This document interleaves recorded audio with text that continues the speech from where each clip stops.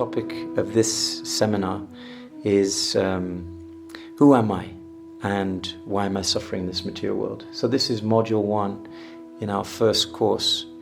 We'll be going through 8 modules, and in these different modules we'll be talking about everything from who I am to how I can find, more lasting happiness in this life. So first of all, this is the most important question in the beginning of life is, who am I? In fact, this human life doesn't really begin until we ask this question, who am I? And the second question is, why am I suffering? So if I say to you, who am I? What would your response be? Who am I? So when you ask most people this question, who am I? What do most people say? They say, oh, I'm Mr. So-and-so, right? So people will say their name. You can talk, it's okay. So people will say their name, I'm John, or I'm, Jack, or I'm, Ashish, Santosh, right? I'm husband, yeah. So first is not normally when you ask people who they are, they'll say their name. But actually, you're not that person. That's just your name. Sometimes also when you ask someone who are they, what's the second response they give? Who are you? They'll say, oh, I'm American, I'm Indian, I'm Russian, I'm African, I'm from Nepal, yeah. Yeah, so these are, but what are these? These are all just, this is not who you are. Dentist is your job. Dentist is your job. Doctor is your job, right? You are not dentist. You weren't born a dentist, right? So that's not who you are. That's your job. That's your occupation. Sometimes people say, okay, I'm Nepali or I'm from UK. But this is not who you are. This is where you were born. Another response sometimes when you ask people who they are, they say that they'll give some kind of gender. Like I'm a man or I'm a woman. But this is also not who you are. This is just your gender, either male or female.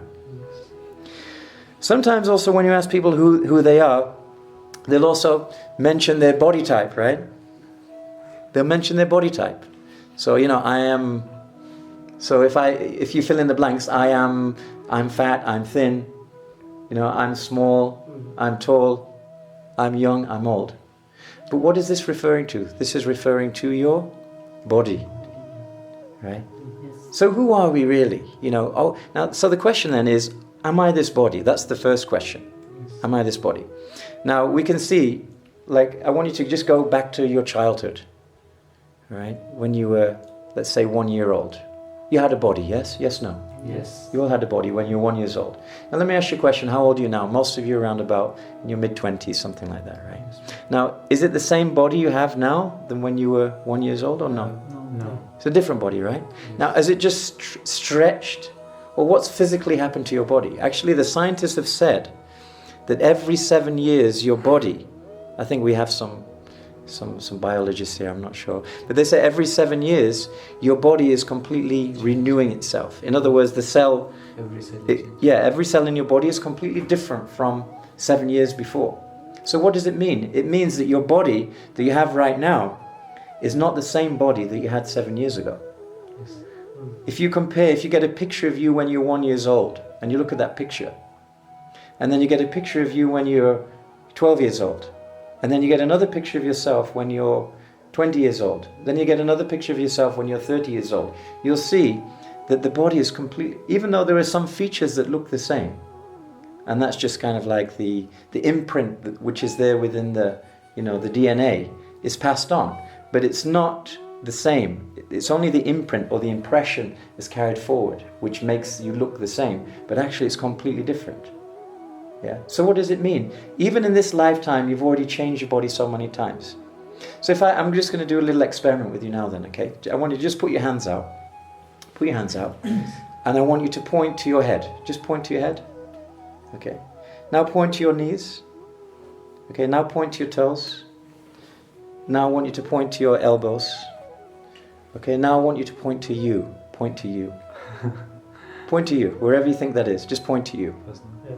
Okay, so I can see most of you are pointing to the chest area, right? So is that who you are? Are you the chest? No. So why are you pointing there then? So you're pointing to the chest bone. Are you the chest bone? Are you the heart inside of yourself? No. A lot of people, when they think who they are, they point to the like around the heart area. Yeah. Now, but actually, you're not the heart. Even you're not the heart. Why? How do I know this? Because many people have also had heart transplant. So in other words, we can also take your heart out. We can put another heart in, but you'll still be the same person. Yes or no? Yes. So that person that was 2 years old, that person that was 5 years old, 10 years old, 20 years old, 50 years old, even if you live to 70 years old, it's still the same person. It's still the person who's been observing all those different changes of body. It's still the same person. But, in other words, he's still aware of all those changes. In other words, if I ask you when you're 5 years old and now you're 25 years old, are you still the same person? In terms of the person that's observing, are you the witness? Is it still the same person? Yes. You're still observing, right? It's still you, right? Yes. But your body's not still you, because you've changed your body. So that means we're not the body. Now, actually not so long ago, but just recently I met someone, and unfortunately they were in a terrible accident. Yeah, and in their accident they actually lost one of their limbs. They lost their lower part of their leg. You know, so we got talking and everything. And it was interesting because there's this phenomena, you know, so when someone loses a limb, they actually still feel that the leg is still there. Did you know that? Yes. They call it like a phantom limb.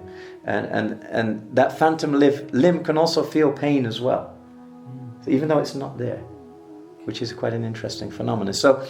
So the question is then, because you might say, okay, well, I am the whole body. You might then say, well, I'm not just the heart, you know, I'm not the blood. The blood is changing, right?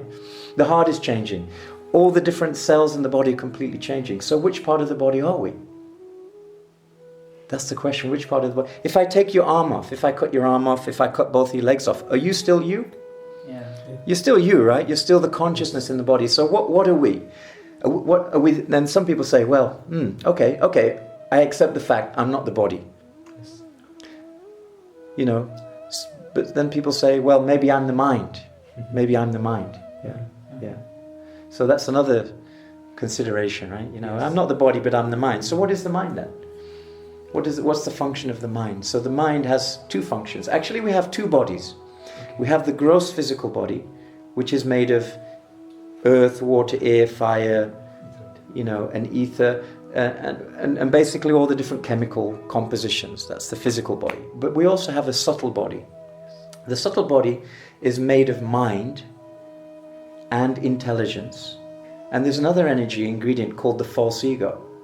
So we know what the mind is. The mind has two functions. One is to accept those things which are favorable for enjoyment, and the other one is to reject those things that are not favorable for our life. So the mind is always flickering, yeah? It's going from accepting this and rejecting this. So I'll accept those things that I think are good for me, and I'll reject those things that I think are not good for me.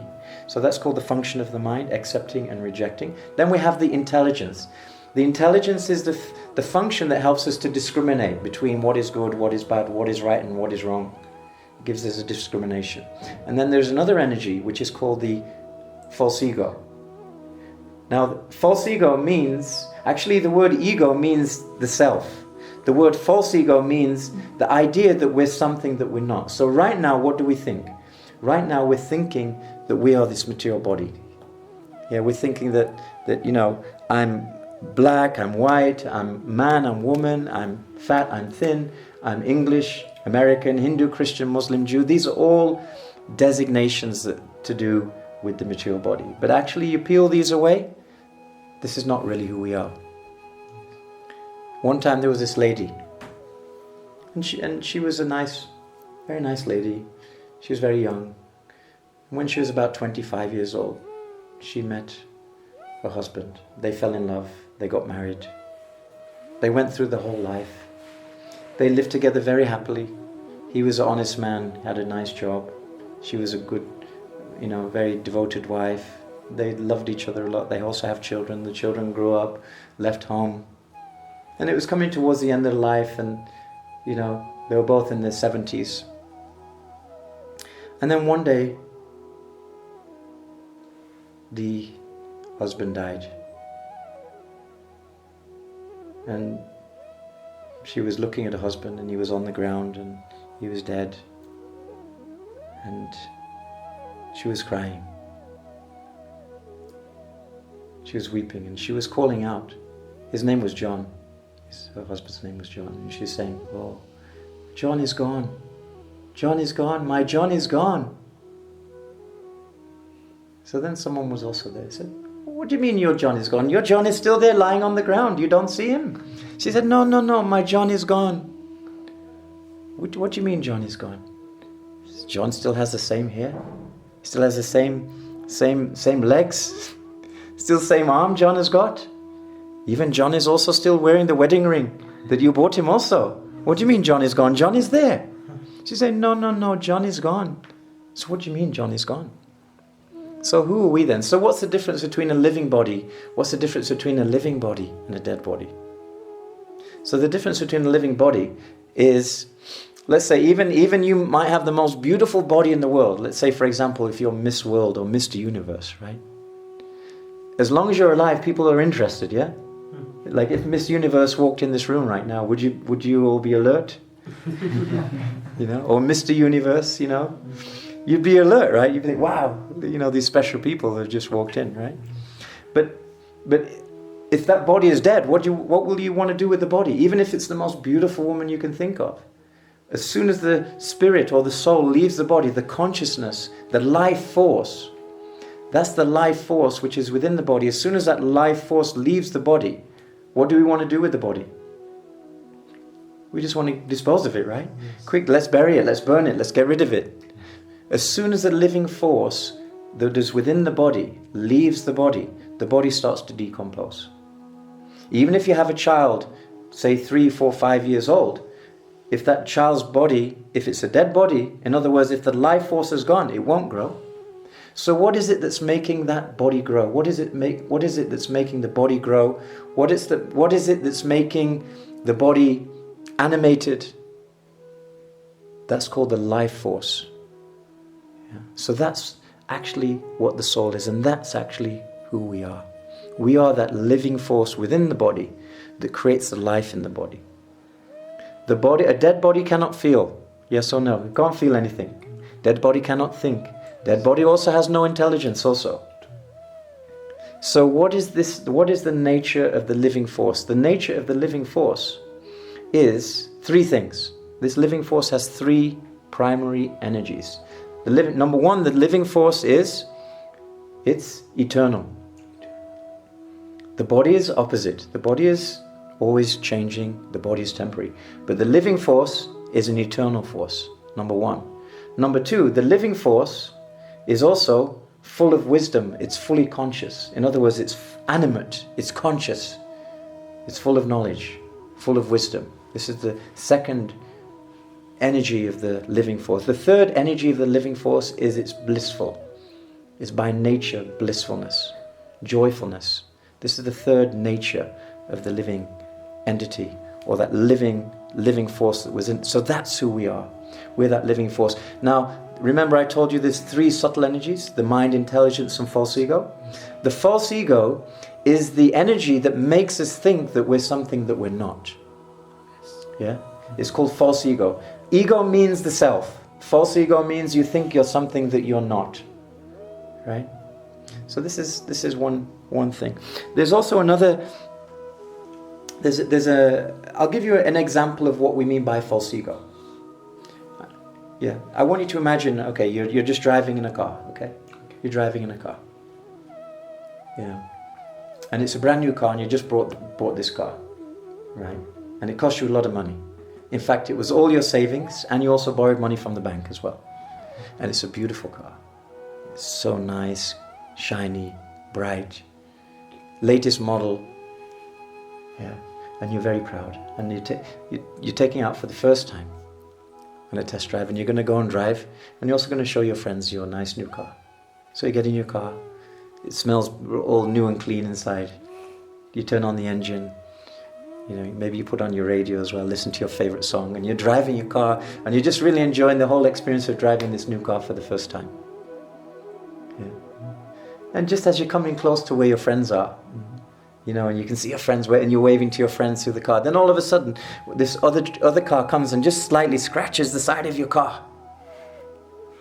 And it makes a bad dent and a bad scratch. And it just looks really terrible. And what do?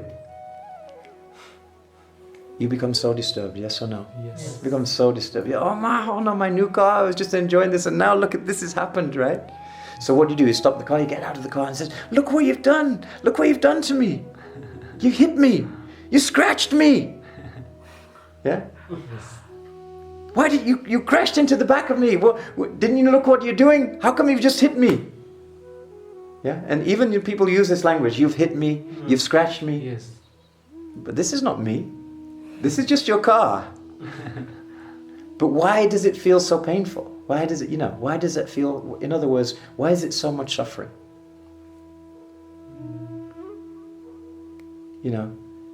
Why do you, in fact, you'll be very disturbed, right? You probably get angry, you probably maybe even feel very upset for some time. You might even shout at the other person who crashed into you. Yes. Right? But did he crash into you? No. No, he crashed into your car, right? Yes. But why do you feel so much pain? Because you're attached. So the reason why we feel pain and we suffer is because we're attached to this material body. So in other words, imagine if it was someone else's car and you were just watching from the side of the road. You probably might even think, oh, that's quite amusing, right? You think, oh, wow, just saw a crash. But you wouldn't feel pain or suffering, would you? No. Why not? Because you're not attached. Because you're not attached to it. So what is it that makes us suffering is that attachment to it, So this kind of reminds me of one story, about being attached. This is a true story. Actually, in India, there was one emperor there. He was like a Mughal emperor, and in the kingdom, there was one very, very, very most beautiful woman. She was like the equivalent to Miss Universe of the modern day. Yeah, she's probably a very, very beautiful woman. But this woman was a very spiritually devoted lady.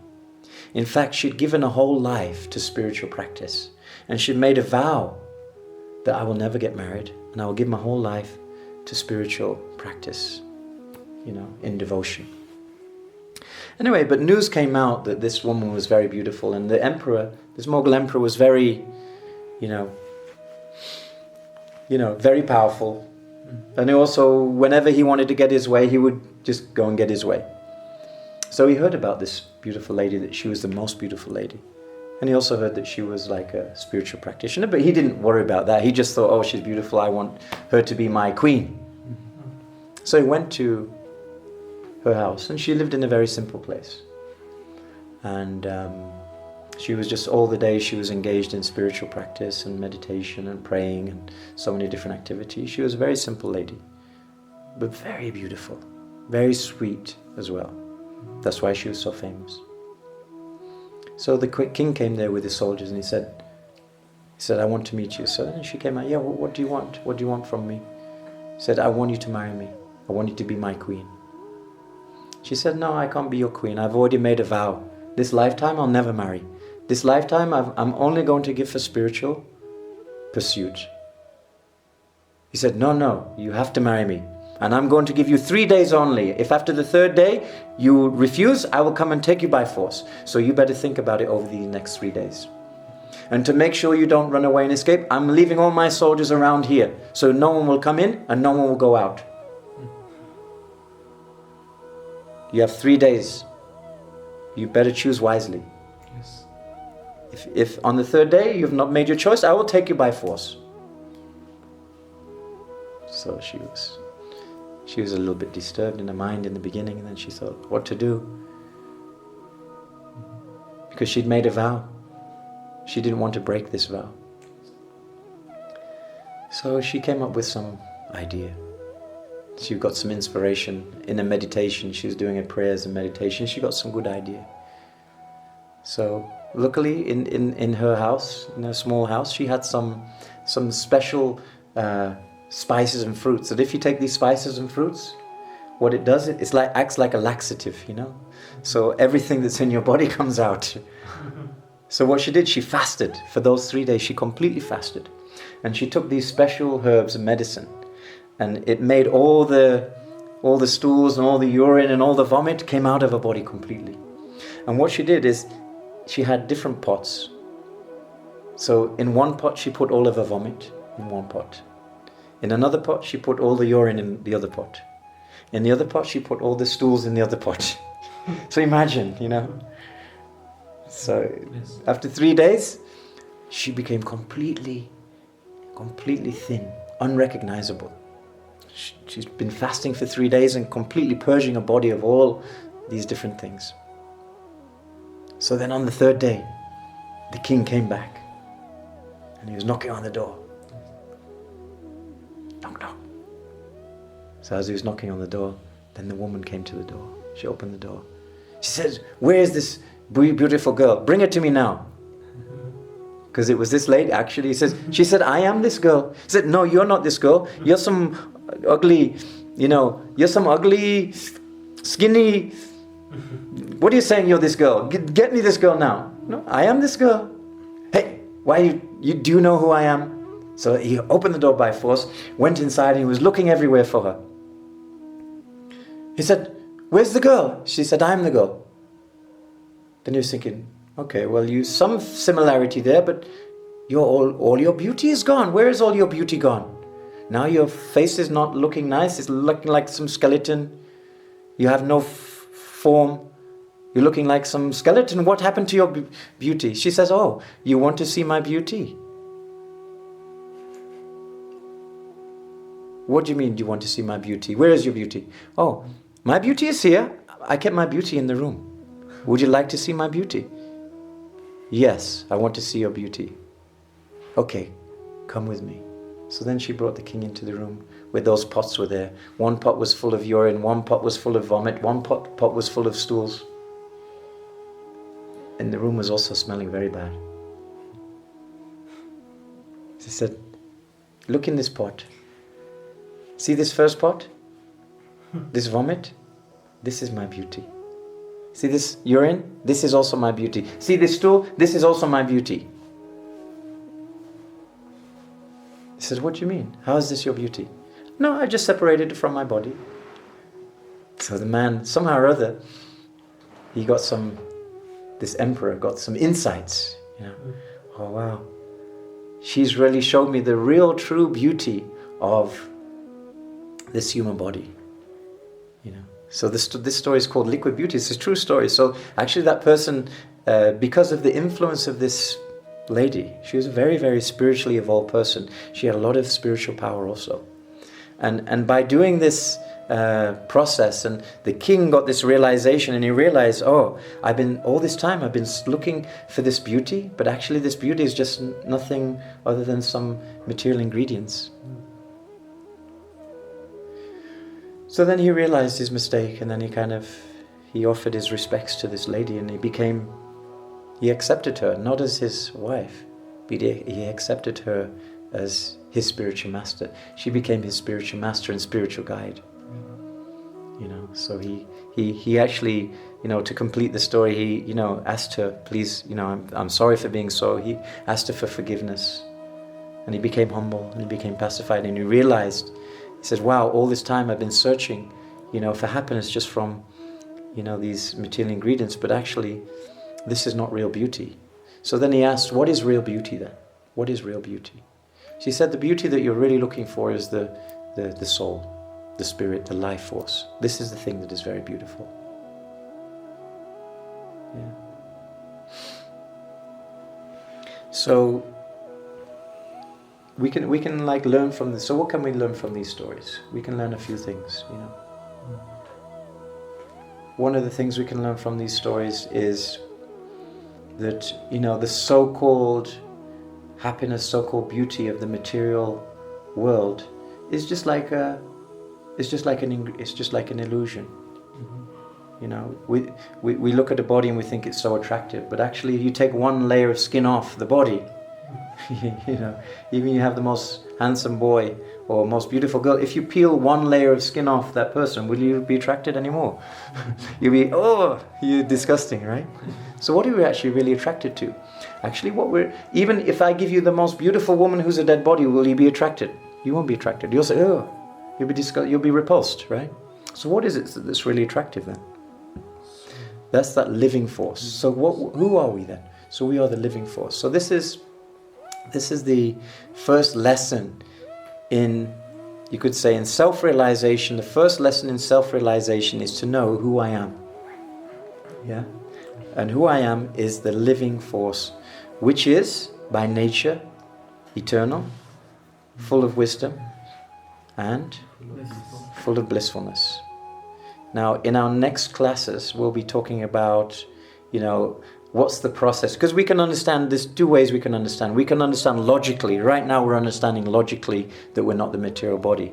That's okay to a certain degree, but it'll only help us to a certain point. We also have to have the realization that we're not the material body, right? Now, there is a process for that, so we'll be taking you through some processes later on. We'll be taking you through some guided mantra meditation. So we'll be sharing with you different mantras. In fact, as part of this process that I'll be taking you through today, I'll also be sharing with you some mantras. Now, what does the word mantra mean? The word man means mind. Yeah, and the word tra actually comes from another Sanskrit word, but the word tra, it means to free yourself. So what does it mean? It means to free yourself from the limitations of your mind. It means to free yourself from limitations. Now, let me ask you a question. Do you want to be limited or do you want to be unlimited? Do you want limited happiness or do you want unlimited happiness? Yeah. Do you want limited intelligence or do you want unlimited intelligence? Unlimited. Yeah, right. Okay, do you want a limited bank account or do you want an unlimited bank account? Unlimited. All right, yeah. Do you want limited freedom or unlimited freedom? Unlimited. Right? So you look at it in this material world, who is enjoying the most? The person who is the most free. Yeah. No one wants to be limited, right? No one wants to be, controlled. You want limited freedom or unlimited? You want unlimited freedom, right? But while you have this material body, and while you're under the influence of the false ego, thinking that you're this material body, to that degree you're limited. To the degree you realize that I am not this material body, to the degree that you actually realize that I'm a spiritual being, that degree you become unlimited. People who have realized that they're not the material body, they're not under the conditions, the material law conditions that most people are under. They come under a different spiritual potency. So mantra is a very, very transcendental spiritual sound vibration that is infused with Shakti, with powers. That by chanting these mantras, you can actually free yourself from your limited, conditioned nature. So over the course of these modules, I'll be sharing with you many, many different mantras that are going to help you to actually get the experience, not only of knowing logically that I'm not this material body, but also getting the actual factual realization that, wow, I'm not this material body. And that's called the inner freedom. So in fact, we have one of our modules is all about inner freedom. So inner freedom, how we can get freedom from, the conditioning of our mind, body, and material intelligence. So that's what we'll be covering in the next session. So does anyone have any questions on this point about the body and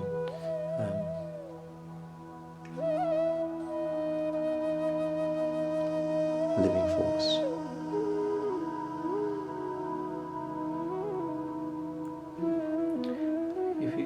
If we are soul, why it is so difficult for the outside people to understand, and why do not they realize that they are not this body, and why they are so much conditioned? So why? Okay, so your question is, so why is it so difficult for outside people to realize that they're not the body? It's also difficult for us to realize this also. I mean, I can ask you, have you realized you're not the body yet? No. Have you realized? I mean, maybe we have some realization that we're not the body. But even today, many people can also have the experience of not being the body.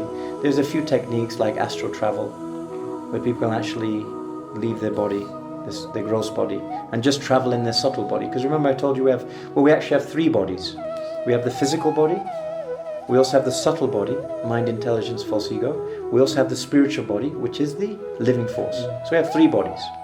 Who we really are is that living force, but we're covered by these 2 other bodies. So some people have the experience. In fact, a lot of people have had out-of-body experiences or near-death experiences. And this is quite a common phenomenon for people who have been in some kind of accident or they've been in a near-death experience. A lot of, almost everyone reports that they came out of their body and they were observing from above, seeing what was happening to them. This has been documented thousands and thousands of times, especially in hospitals, when they're making the report. And the interesting thing is, when they document, they're able to explain exactly what was happening in the surgery room, and they can give a detailed description account of what happened during the operation. Let's say, for example, during surgery, and for a few months they left their body and they were looking down and they could see themselves and they could describe what happened, and they would report that to the doctors. This is what happened, and the doctor would confirm, yes, this was what we were doing.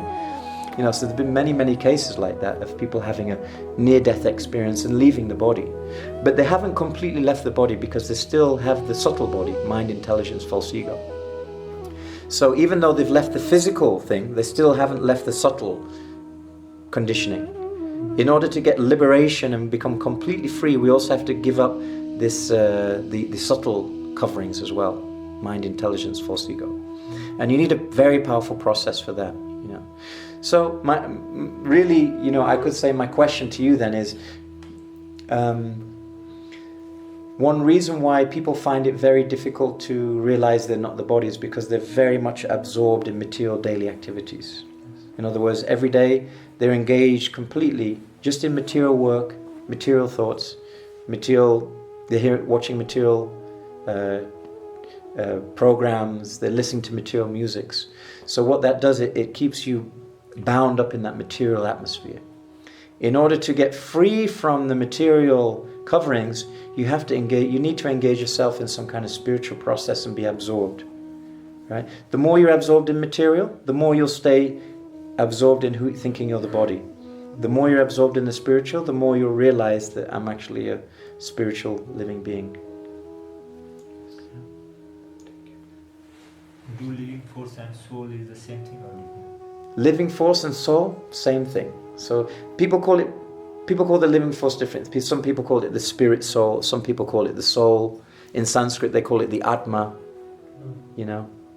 Also the Jiva, which is another name for the living force. These are all basically the same thing. So that living force, we are not the living force. It's not like I have a living force. No, I am the living force. There's a very famous, quotation, I'm not a material being having a spiritual experience. I'm a spiritual being having a material experience, so that's who we really are. So human life really begins, the human form of life really begins when we can have this understanding and realization that we're not the body, but we're a spiritual, living, force, the living force. Yes. What is consciousness? What is consciousness? Consciousness is the living force. Consciousness is the ingredient that we're talking about now. Yeah. So a dead body, living body, what's the difference? If I take a hammer, and I hit a dead body with the hammer, will he object or not? No. He won't object, right? If I take a hammer and I hit you with it, will you object or not? Yeah. Why? Because that's the consciousness. The consciousness is that awareness. Consciousness is that it's that living force. It's that experience. The person who's witnessing. Right? So who is it that really feels the pain and the pleasure? That's the living force. But right now we're experiencing the pleasure and the pain through the material body, so it's not completely pure. It's like if you have a glove on. Let's say if you're wearing a glove. It's very difficult to get the real sensation of what something feels like with a glove on. In order to understand what something really feels like, you have to take off the glove and then you can really touch it. So in the same way, this body is like the glove. It's like a dress. Yeah? It's a dress which is covering the soul. Just like now you have your clothes on, right? But are you your clothes? No, you're the person inside the clothes. And then when you go to sleep at night, you put your bed clothes on. When you get up in the next day, you put some new clothes on. So this is like life. In this lifetime, now we've accepted this body, right? And what is death? Death is going to sleep, right? And then the living being will leave this cloth, this body cloth, go into and according to our activities in this lifetime, we'll accept a new body cloth in the next lifetime. And who knows, maybe this lifetime we're men, maybe next lifetime we'll be women, or this time you're a woman, maybe next life you'll be a man, depending on your activities during this life, and depending on your state of mind and how you've developed your consciousness. So we are the consciousness, but we can also develop our consciousness.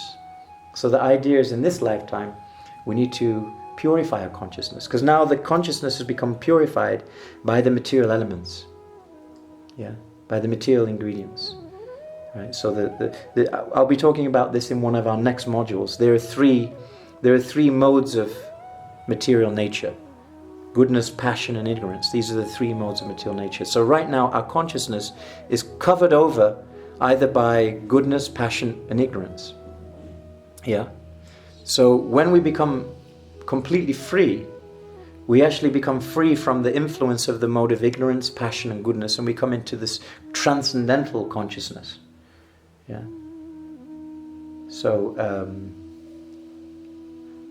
So that's the process of self-realization. So self-realization is really about getting free from these material coverings, so we can actually... Now, does that mean to become self-realized we have to give up the body? No.